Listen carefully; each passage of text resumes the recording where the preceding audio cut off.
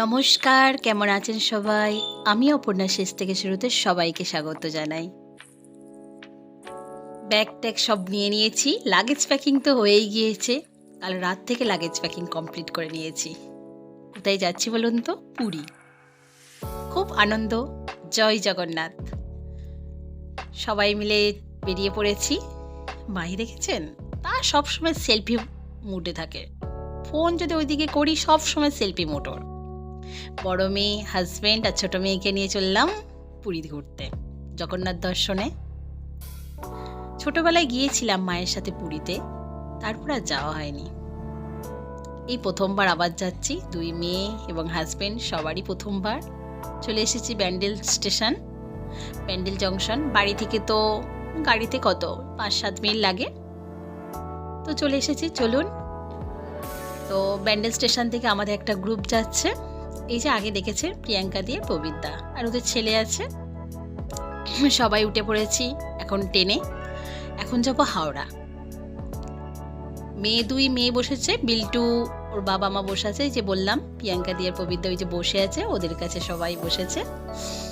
চলুন, ব্যান্ডেলকে বিদায় জানিয়ে এখন আমরা চলে যাচ্ছি শালিমারে। এখন তো অবস্থা আমাদের এখন আমাদের গন্তব্যস্থল হচ্ছে হাওড়া। হাওড়া থেকে তারপরে ওখান থেকে যাব আমরা শালিমার। শালিমার থেকে আমাদের ট্রেন। আমরা চলে এসেছি হাওড়া স্টেশন। হাওড়া ব্রিজ তো দেখতেই পেলেন। এখান থেকে এখন সব গাড়ি বুক করছে, যে এখান থেকে তো শালিমার যেতে হবে। ট্রেনে যেতে গেলে এতগুলো লাগেজ, বাচ্চা আছে, খুব অসুবিধা হয়ে যাবে।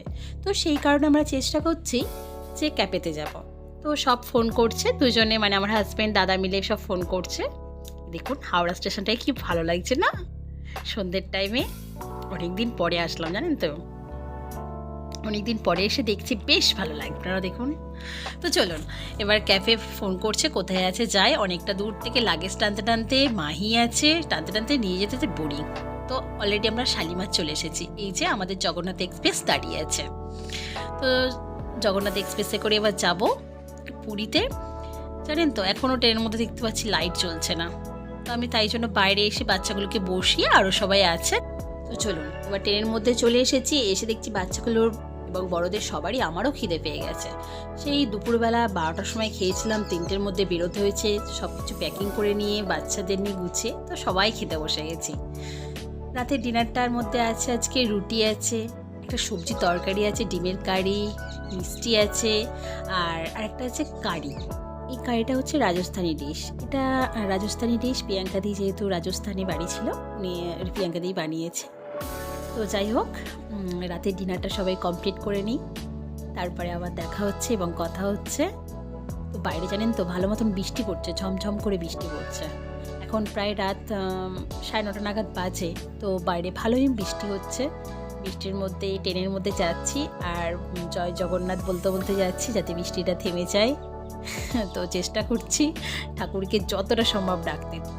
আমাদের গন্তব্যস্থলে আমরা নেমে গেছি। এখন প্রায় ভোর 5টা বাজে। বাচ্চারা খুব মজা করছে, ভীষণ আনন্দ করছে ওরা। জয় জগন্নাথ। পুরীতে চলে এসেছি। বাইরে প্রচণ্ড হাওয়া দিচ্ছে, জানেন তো। ট্রেন থেকে নেমেই সবার ঠান্ডা লাগে। মায়ে ঘুম থেকে উঠে পড়ার পরে এখন আর সে লাফালাফি করতে পারছে না, দিদির কোলে উঠে পড়েছে। আর কি বলবো বলুন, দিদিকে এখন বেশ ভালো মতন জব্দ করে। যখন ইচ্ছা হয় দিদির কোলে উঠে পড়ে। ওইদিকে স্টেশনটা দেখুন কেমন ফাঁকা ফাঁকা লাগছে না? ফাঁকা লাগছে কি, ফাঁকাই তো, কেউ নেই।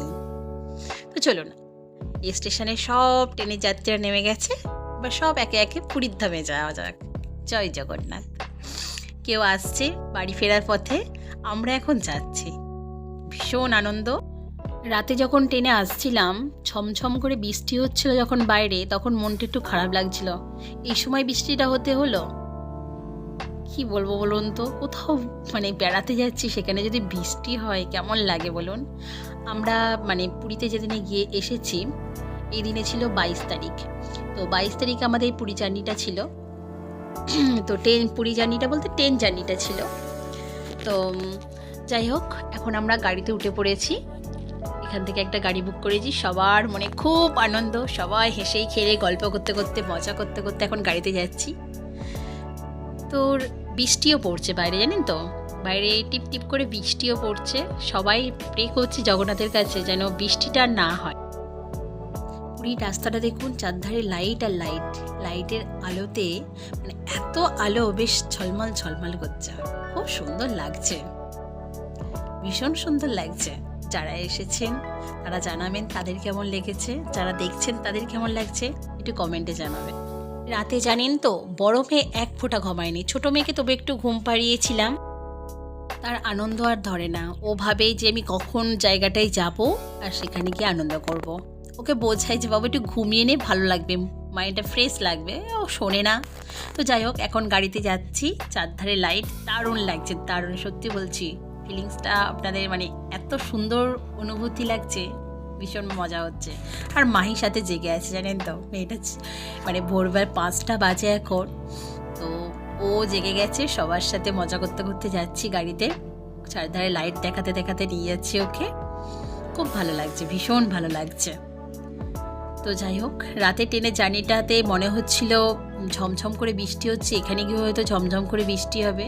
তো এখানে এখন এই দিকটা আসার পরে দেখছি, মানে কিছুটা এগিয়ে আসার পরে দেখতে পাচ্ছি পুরী স্টেশন থেকে বৃষ্টিটা আর এখানে পড়ছে না, তো মনে একটা আনন্দ লাগলো। আর এই দেখুন ওই সাইডে সি বিচ, সমুদ্রটা কখন দেখতে পাবো, ভীষণ মানে সমুদ্র কিনা ভালোবাসে বলুন। ওই যে সি বিচটা আপনাদের দেখালাম গাড়ির মধ্যে থেকে।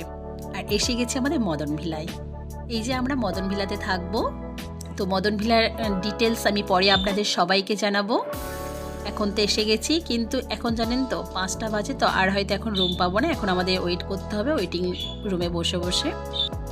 রুম পাবো না বলতে 8টার আগে তো কোনো মানে 7টা অলরেডি 7টার আগে তো কোনো মানে পার্টি তো রুম ছাড়বে না, প্রত্যেকেই তো মানে সকালে রুম ছাড়ে, তো সেই কারণে আমরা যেহেতু আগে চলে এসেছি 5টা 5:30টার মধ্যে, তো এখানে লেখাই আছে চেক আউট চেক ইন, দেখতেই পাচ্ছেন।